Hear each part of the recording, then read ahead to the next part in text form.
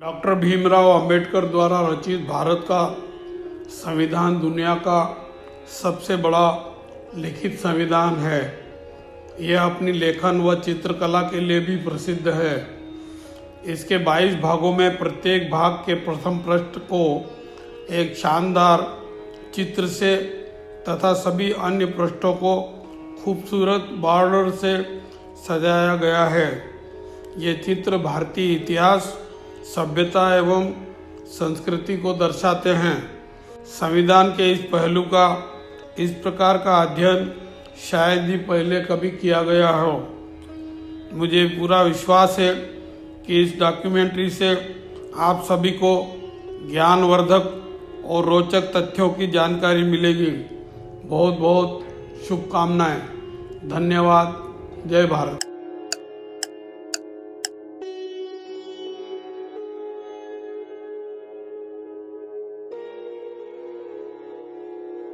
भारतीय संविधान में चित्र व लेखन कला।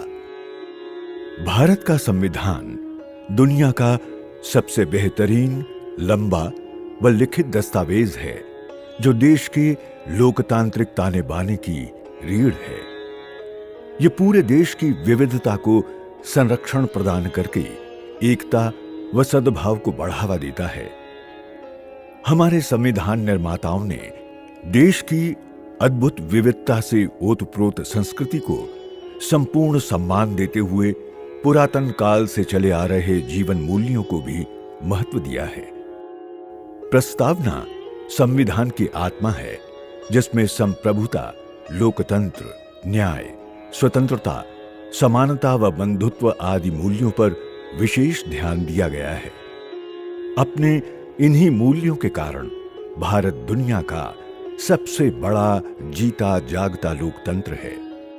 इसकी विविधता, सामाजिक व सांस्कृतिक विरासत का सम्मान करते हुए भारतीय संविधान में प्राचीन काल से लेकर अब तक इतिहास को विभिन्न चरणों में चित्रों के माध्यम से दर्शाया गया है। ये चित्र प्रस्तावना से लेकर प्रत्येक भाग के प्रारंभ में बड़े शानदार तरीके से संजोए गए हैं। वैसे सभ्यताओं के इतिहास में चित्रों के माध्यम से संदेश देना कोई नई बात नहीं है, क्योंकि चित्र संदेश को प्रेषित करने का सरल व आकर्षक तरीका है।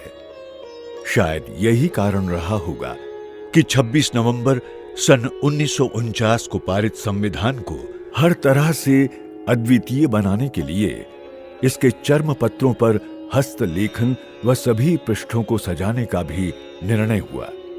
इस निर्णय के साथ ही भारत की 4 से 5 हजार वर्ष पुरानी समृद्ध सांस्कृतिक परंपरा को दर्शाते चित्रों का भी चयन होने लगा। भारतीय संविधान की चित्रकला भारत की हजारों वर्ष पुरानी समृद्ध सांस्कृतिक परंपरा को दर्शाती है। इसमें आप देखेंगे कि सिंधु घाटी सभ्यता व अजंता की गुफाओं के भित्ति चित्रों से लेकर स्वतंत्रता संग्राम तक के चित्रों को बड़े ही शानदार ढंग से संजोया गया है। इन चित्रों के माध्यम से विभिन्न दृष्टांतों को प्रस्तुत करने के लिए शांति निकेतन के आचार्य नंदलाल बोस तथा उनके साथी कुशल कलाकारों के दल को यह कार्य सौंपा गया। उन्होंने भारत के गौरवशाली अतीत व वर्तमान को कला के माध्यम से संविधान के प्रत्येक भाग पर अंकित करने के लिए अपने सबसे कुशल शिष्य व्यवहार राम मनोहर सिन्हा पर भरोसा जताया। सचमुच हमारे संविधान में उकेरी गई कलाकृतियां हमारी सांस्कृतिक धरोहर का ही प्रदर्शन है। जितनी खूबसूरती से संविधान को सजाया गया, उतनी ही खूबसूरती से तब के प्रसिद्ध सुलेखक प्रेम बिहारी नारायण रायजादा ने इसका हस्तलेखन भी किया। आइए आपको दिखाते हैं संविधान के पृष्ठों पर की गई सुंदर चित्रकारी की कुछ महत्वपूर्ण विशेषताएं। प्रस्तावना यानी संविधान की आत्मा। ये मुख्य पृष्ठ पूरे संविधान में सबसे अधिक सजाया गया पृष्ठ है, जिसे जबलपुर में पैदा हुए भारतीय संस्कृति के राजदूत व्यवहार राम मनोहर सिन्हा द्वारा कड़ी मेहनत से गढ़ा गया। इस पृष्ठ के चारों कोनों पर एक बैल, हाथी, घोड़ा और शेर के चित्र के साथ सीमाओं को फूलों की भित्तियों से सजाया गया है। सफेद हाथी, बैल, घोड़ा और शेर चारों ही भगवान बुद्ध के जीवन से जुड़े हैं, जो उनके आत्मज्ञान की उपलब्धि के साधन के रूप में देखे जा सकते हैं। प्रतीकात्मक रूप से बैल कड़ी मेहनत और समर्पण, सर पर दौड़ता घोड़ा वर्षों के शोषण और लूट से मुक्ति, हाथी नए ताकतवर राष्ट्र व शेर देश के नागरिकों की बहादुरी और साम्राज्यवाद की जंजीरों के टूटने का प्रतीक है। संविधान के प्रथम भाग संघ और इसके राज्य में भारत की प्राचीन सिंधु घाटी सभ्यता के एक प्रमुख चिन्ह का चित्रण किया गया है, जो कि उस सभ्यता की एक मोहर है। जेबू बैल वाली ये मोहर उस समय की सभ्यता की शक्ति को दर्शाती है। इस भाग पर इसे दर्शाना एक शक्तिशाली देश के उदय का प्रतीक है। जेबू बैल एक शक्तिशाली जानवर होने के साथ साथ अत्यधिक उपयोगी, सरलता से उपलब्ध होने वाला व उच्च प्रतिरक्षा प्रणाली वाला जानवर है। संविधान लागू होने के साथ नव उदित भारत के लिए यह मोहर शक्ति, एकता, सद्भाव व समस्याओं के प्रति मजबूत प्रतिरक्षा प्रणाली का प्रतीक है।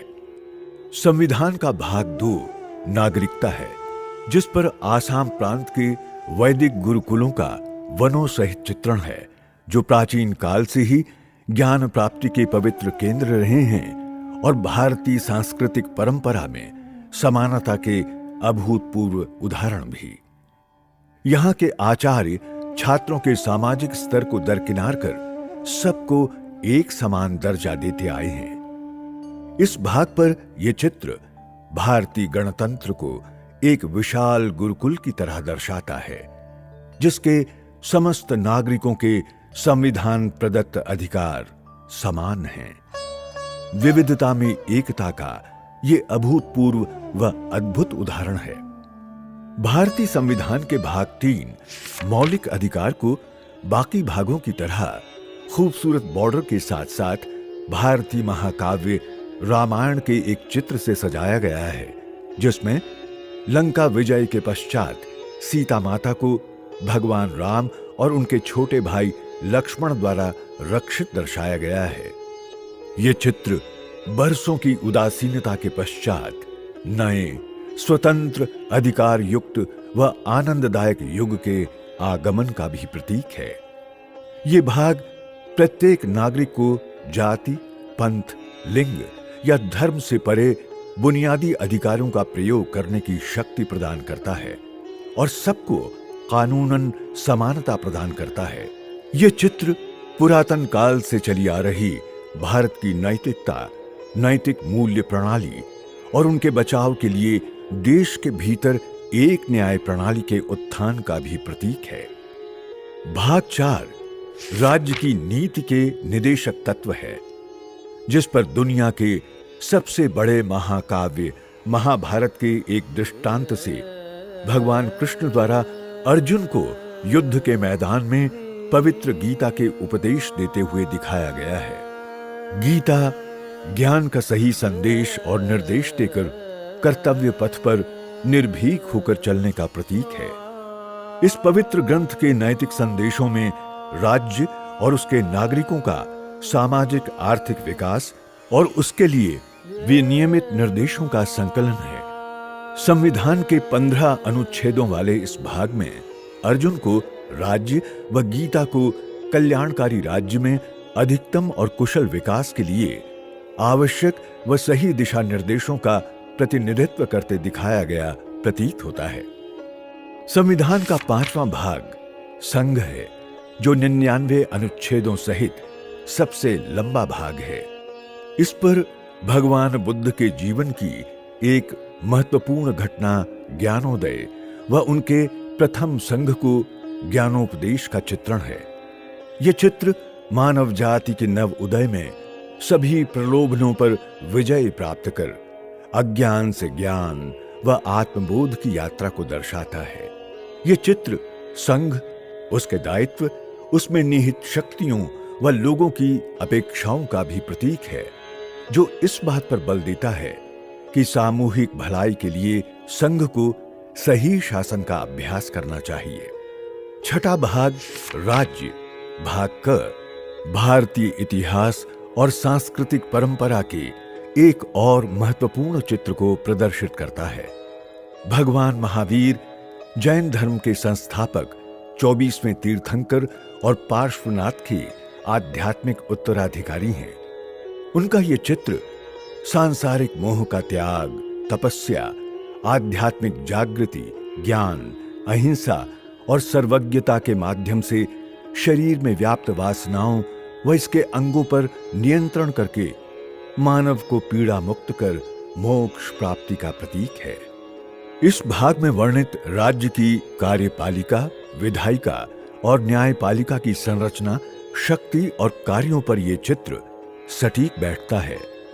7वें भाग में पहली अनुसूची के भाग ख के राज्य और वे रियासतें शामिल थीं जिनको राष्ट्रपति द्वारा नियुक्त राज प्रमुखों द्वारा शासित किया गया था।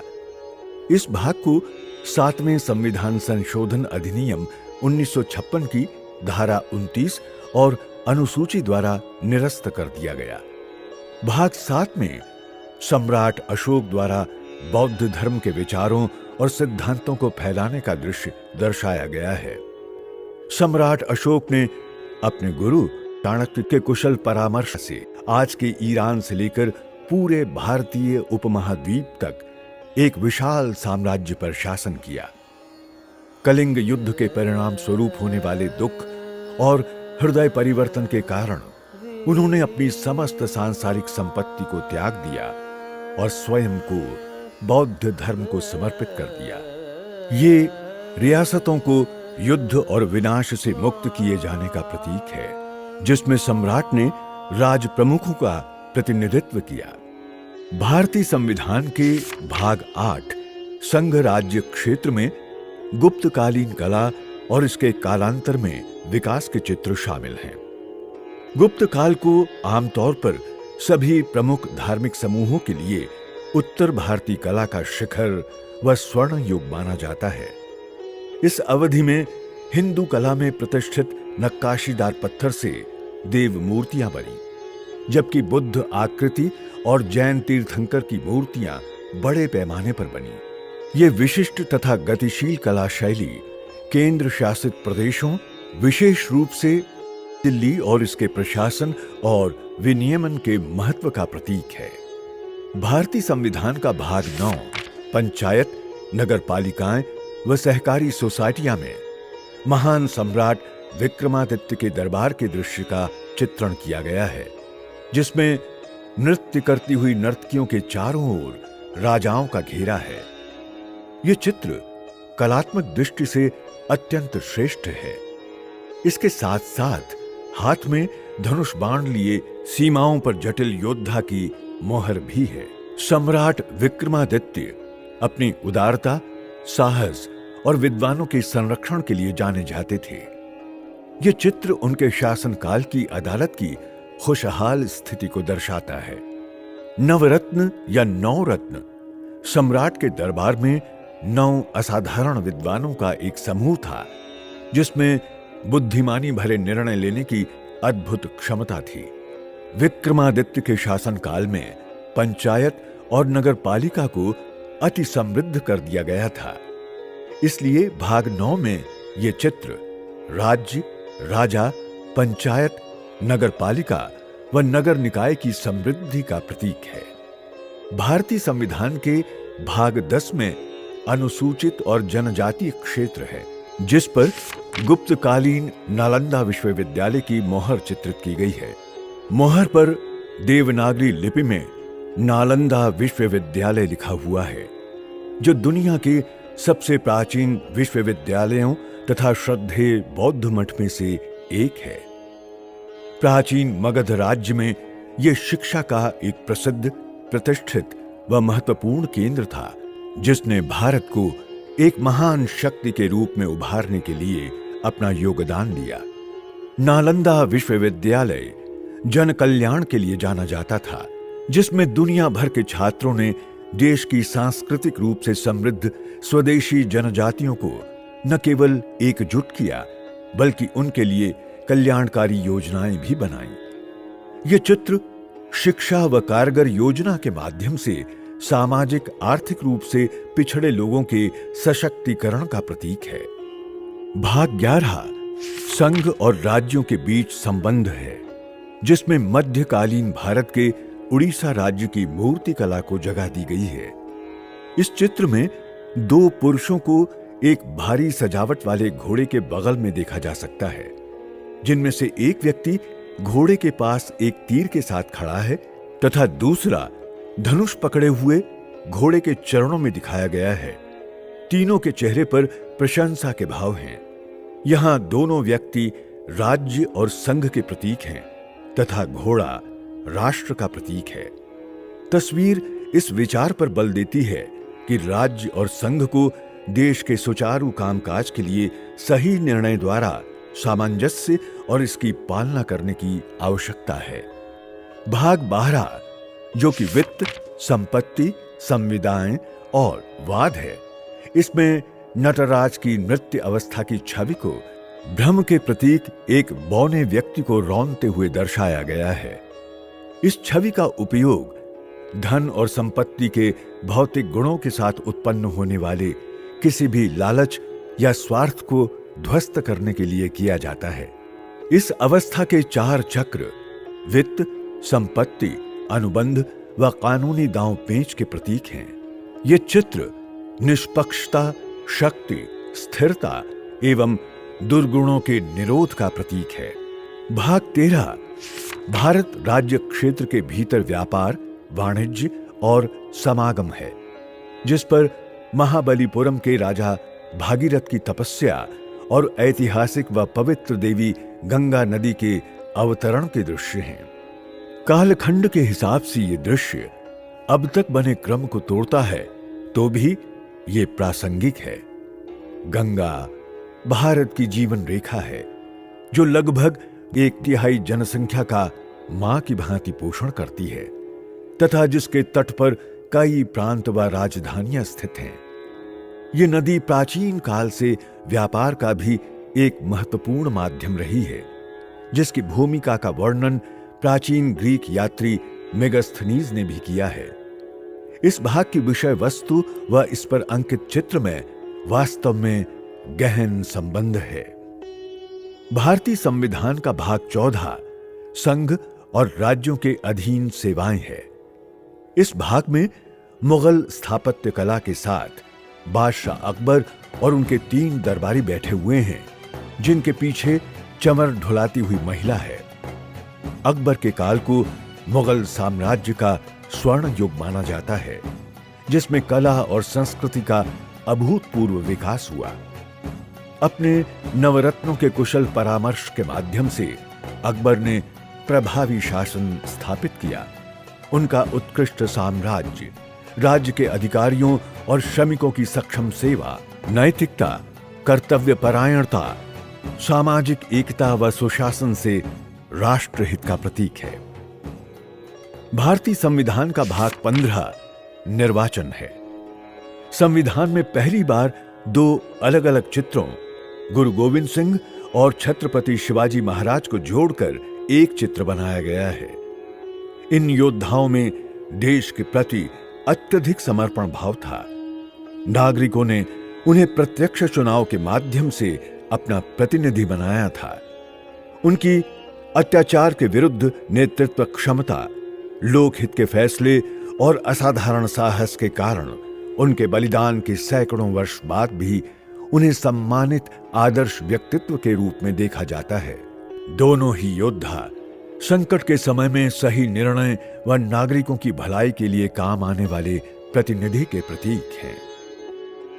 भारतीय संविधान का भाग 16 कुछ वर्गों के संबंध में विशेष उपबंध है। इसमें टाइगर ऑफ मैसूर, टीपू सुल्तान और झांसी की रानी लक्ष्मीबाई की तस्वीरें हैं। दोनों ही योद्धाओं ने साम्राज्यवादियों के फांसीवादी शासन के खिलाफ लड़ाई लड़ी और देश को शोषण से बचाने के लिए अपना जीवन कुर्बान कर दिया। उनके अनुकरणीय जीवन और जन उपयोगी विद्रोही तेवरों ने ब्रिटिश शासन की नींव तक हिला दी थी। ये चित्र वर्षों तक शोषण व भेदभाव के शिकार वर्गों के हितों के लिए बलिदान का प्रतीक है। टीपू सुल्तान और रानी लक्ष्मीबाई के बलिदान पीड़ित व सामाजिक रूप से पिछड़े वर्गों के अधिकारों और हितों की रक्षा के प्रतीक है। भारतीय संविधान के भाग 17 राजभाषा में महात्मा गांधी और उनके दांडी मार्च का चित्रण है। गांधी जी का दांडी मार्च अंग्रेजों की भेदभावपूर्ण नीतियों के खिलाफ सविनय अवज्ञा आंदोलन को शुरू करने का सबसे अच्छा साधन रहा। यह आंदोलन राष्ट्रवाद व राष्ट्रीय एकता के लिए अत्यंत उपयोगी सिद्ध हुआ। इस आंदोलन की तरह ही हमारी राष्ट्रभाषा भी सभी देशवासियों की भावनाओं से जुड़ी है और संपूर्ण राष्ट्र को एक सूत्र में पिरोए रखती है।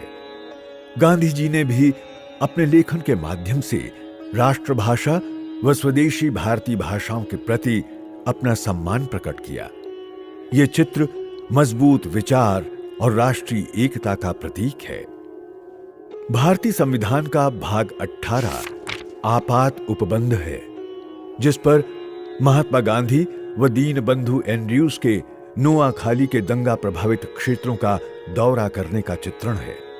इस चित्र में एक हिंदू महिला गांधी जी को तिलक लगा रही है और कुछ मुस्लिम पुरुष खड़े हैं। ये दंगे भारत की आजादी के लगभग 1 साल पहले बंगाल के चटगांव डिवीजन में हुए। गांधी जी शांति और सांप्रदायिक सद्भाव को बहाल करने के लिए 4 महीने के लिए नोआखाली में रहे। यह चित्र उन आवश्यक कदमों का प्रतीक है जो आपात स्थितियों में देश की सुरक्षा व संप्रभुता की रक्षा के लिए उठाए जाने चाहिए। भारतीय संविधान का भाग 19 प्रकीर्ण है, जिसमें भारतीय स्वतंत्रता आंदोलन के प्रमुख नेता सुभाष चंद्र बोस को अन्य देशभक्तों का मार्गदर्शन करते हुए व आजाद हिंद फौज का सैल्यूट लेते हुए दर्शाया गया है। इस चित्र पर अंग्रेजी भाषा में लिखा हुआ है कि इस पवित्र युद्ध में उनकी फौज राष्ट्रपिता महात्मा गांधी का आशीर्वाद मांगती है। उन्हें मातृभूमि से अत्यधिक प्रेम था और उन्होंने ब्रिटिश सेनाओं को पराजित करने के लिए अन्य देशों से भी समर्थन प्राप्त किया। यह चित्र किसी योजना को साकार रूप देने के लिए विविध प्रकार के उपलब्ध साधनों को जुटाने, उनके प्रयोग व अन्य देशभक्तों के साथ साथ राष्ट्रपति, राज्यपालों, राज प्रमुखों और तत्कालीन रियासतों के शासकों के संरक्षण और सुरक्षा का प्रतीक है। भारतीय संविधान के भाग 20 संविधान संशोधन पर हिमालय के उतंग शिखर दर्शाए गए हैं, जो कि भारतीय संस्कृति और सभ्यता की ऊंचाई, दृढ़ता, विस्तार, कोमलता, स्वच्छता, विविधता व पवित्रता के प्रतिबिंब हैं। हिमालय भारत की रक्षार्थ बहादुर सिपाही की भांति अटिक खड़ा है। संविधान के संशोधन वाले भाग पर इसका चित्रण जन उपयोगी धाराओं की गतिशीलता व मूल ढांचे की दृढ़ता व विस्तार को दर्शाता है। हिमालय और संविधान दोनों ही भारत के विशाल गौरव हैं। यह चित्र अमर कवि जयशंकर प्रसाद की देशभक्तिपूर्ण कविता में वर्णित मनोभावों को व्यक्त करता है, जिसमें कहा गया है, हिमाद्रि तुंग श्रृंग से प्रबुद्ध शुद्ध भारती, स्वयं प्रभा समुज्ज्वला स्वतंत्रता पुकारती। अमर्त्य वीर पुत्र हो, दृढ़ प्रतिज्ञ सोच लो, प्रशस्त पुण्य पंथ है, बढ़े चलो बढ़े चलो। भारतीय संविधान का भाग 21 अस्थायी, संक्रमणकालीन और विशेष उपबंध है, जिसमें रेगिस्तान में ऊंट की पीठ पर यात्रा करने वाले लोगों के काफिले का चित्रण है। भारत के राज्यों में जलवायु भिन्नता के कारण अस्थायी प्रवास होते हैं। मौसम के संक्रमण काल में इस प्रकार के प्रवास विपरीत परिस्थितियों का आसानी से मुकाबला करने हेतु किए जाते हैं। इस भाग में कुछ राज्यों को प्रदान किए गए अस्थायी संक्रमणकालीन व विशेष उपबंध के साथ ये चित्र प्रासंगिक है। 22वां व अंतिम भाग, संक्षिप्त नाम प्रारंभ, हिंदी में प्राधिकृत पाठ और निरसन है।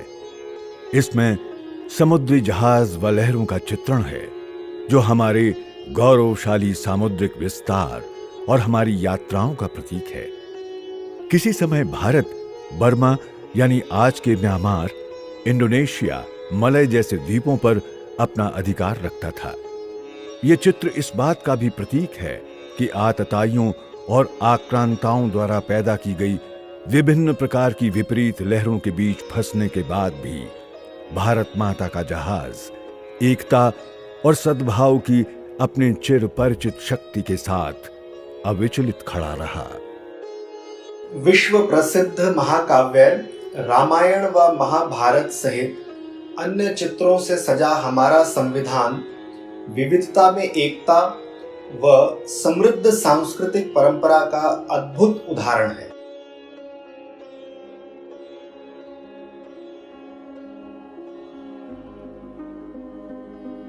शानदार चित्रों व खूबसूरत बॉर्डर के अलावा भारतीय संविधान की एक महत्वपूर्ण विशेषता यह भी है कि ये हस्तलिखित है तथा इसका सुलेख अपने आप में लेखन कला का बेहतरीन उदाहरण है। जब छपाई के लिए संविधान के अंतिम मसौदे को मंजूरी दी गई तो संविधान को बहती हुई इटैलिक शैली में लिखवाने का निर्णय भी हुआ।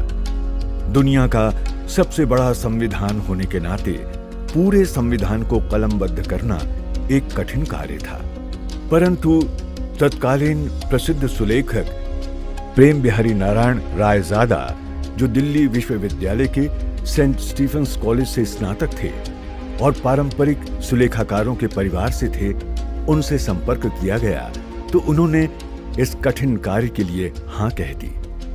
हमारे संविधान का सुलेखन प्रेम बिहारी नारायण रायजादा साहब ने बहती हुई इटैलिक शैली में कड़ी मेहनत से पूर्ण किया, जिसने इसे एक सुंदर दस्तावेज बना दिया। इसका हस्तलेखन चर्म पत्रों पर इतने सुंदर ढंग से हुआ है कि ये आज भी सबका मन मोह लेता है। वास्तव में ये एक अद्भुत दस्तावेज है। इस अत्यधिक धैर्य और कौशलपूर्ण कार्य के लिए उन्होंने शर्त रखी कि वो हर पृष्ठ पर अपना नाम जरूर लिखेंगे और अंत में अपने गुरु व दादाजी का नाम भी लिखेंगे। भारत सरकार ने उनकी शर्त को स्वीकार किया और उन्हें संविधान के सुलेखन का काम सौंप दिया। सुलेखन की पूरी प्रक्रिया में लगभग 6 महीने का समय लगा और 432 पेन होल्डर निब का उपयोग किया गया था। संविधान को खूबसूरती से लिखने के लिए उन्होंने 303 नंबर निब का उपयोग किया था। पूरे संविधान को बहती हुई इटैलिक शैली में लिखने के लिए रायजादा साहब ने 303 नंबर की 432 निब्स का प्रयोग किया। इसे रोगाणु प्रतिरोधी चरम पत्रों पर लिखा गया, जो लगभग 1000 वर्ष तक खराब नहीं होते हैं। संविधान लिखने के लिए उन्हें संविधान कक्ष में एक कमरा आवंटित किया गया था, जिसे बाद में संविधान क्लब के रूप में जाना जाने लगा। हस्तलिखित संविधान पर संविधान सभा के सदस्यों ने 24 जनवरी सन 1950 को हस्ताक्षर किए थे, जहां प्रथम हस्ताक्षर भारत के पहले राष्ट्रपति डॉक्टर राजेंद्र प्रसाद के, जबकि अंतिम फिरोज गांधी के थे। भारत का संविधान न केवल सबसे लंबा लिखित संविधान है, बल्कि ये चित्रकारी व लेखन कला का भी एक नायाब नमूना है। जितने खूबसूरत इसके प्रावधान हैं, उतने ही सुंदर इसकी विविधता, ऐतिहासिक धरोहर, कला व संस्कृति को प्रदर्शित करते चित्र व सुलेखन हैं। ऐसे अद्वितीय व जन कल्याणकारी संविधान पर हमें गर्व है।